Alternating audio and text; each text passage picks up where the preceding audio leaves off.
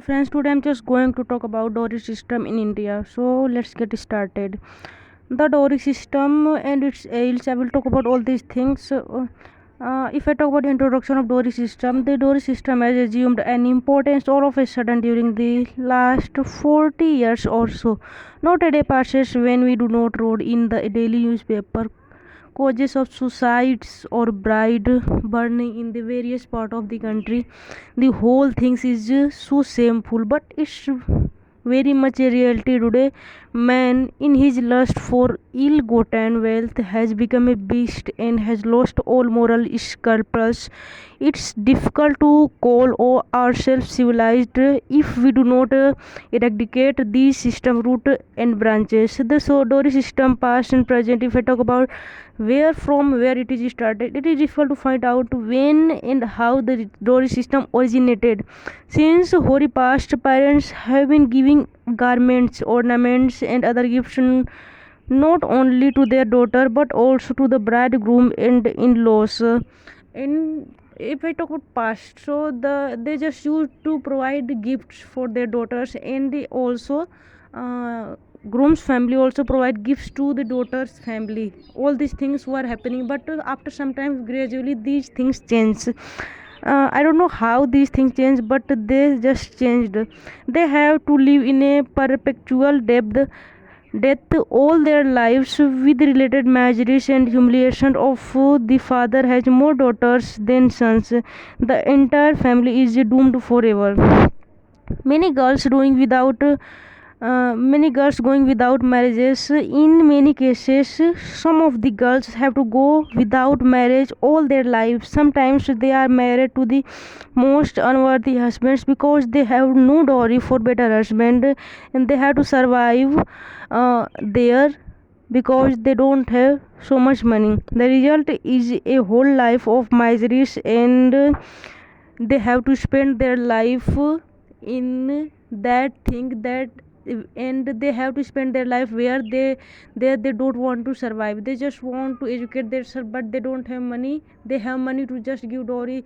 And the most of the father of India, they have two options, either just to collect money for the education of their daughter, either, or they collect money for their marriages. And most of the Indians choose the second option. They just collect money for their daughter's marriage. So that's very wrong thing. If I talk about suicides, tortures, and bride burning, the worst aspect of dowry system is a never dying craze on the part of the husband, and in-laws exhaust more and more from bride's parents even after marriages. Since the bride's father cannot go on supplying money, and husbands, the in-laws, cases of suicide by brides in descriptions and bride's murder of the bride's burning have become common recently.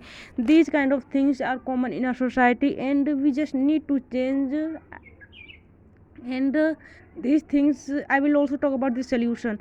If I talk about solutions, so legal and social, there are two kind of solution, legal and social. If I talk about legal solution, the dowry means should be solved quickly. No doubt the government have enacted strict anti-dowry laws, but they are not being implemented in right earnest. And who will implement all these laws? We all are the one who will implement these laws. If we are providing dowry, if we are giving dowry, so it's also equal to taking dowry. If yeah, really, it's a daughter's a daughter's family is forceful to give dowry, but everyone have to take one step just to remove all these things. Because but if government want to remove all these things, government can do, but government is also not doing this thing properly. Government should be strict for this thing. Strict enforcement of law is very necessary, so that it may have a deterrent effect on dowry mongers.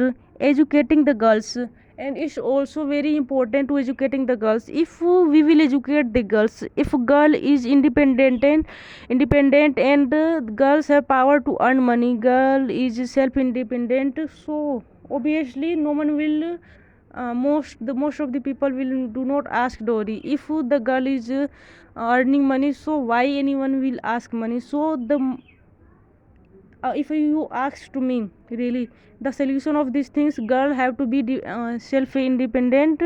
And for this, every girl of India, every girl should be educated, should get education and earn money, because after this, these all these things can be removed from the society. And the educated class in general and leaders of society in particular have an important part to play curbing the dowry system. They must educate the young people and create proper social atmosphere against the dowry system. If everyone will be educated, so if everyone is educated, so no one will ask dowry, and all these things will be removed from the society. But most important thing, girls should be educated, and the society, if a girl is educated, then everyone will be educated, because when a mother educated, she will educate her child. And if a mother is educating her child, so everyone will be educated gradually. Economic independence should be necessary. Every girl should be economically independent, because most of the girl of India are not self independent. They are just dependent on their father and their husband, or etc etc, but they should be self independent. If it is duty to parents to educate their daughters liberally, so that they become economically self dependent. If I talk about conclusion of this dowry system, the dowry system is a slur or on humanity. It is a blot on the fair name of the Hindu society. Every effort must be made by all concerned or eradicate the evil as early as possible. I will just try to say one thing. If you really want to remove dowry system, you just have to educate your daughters, and just everything will be right. Okay, it is just for today, guys. Thank you so much. Jain.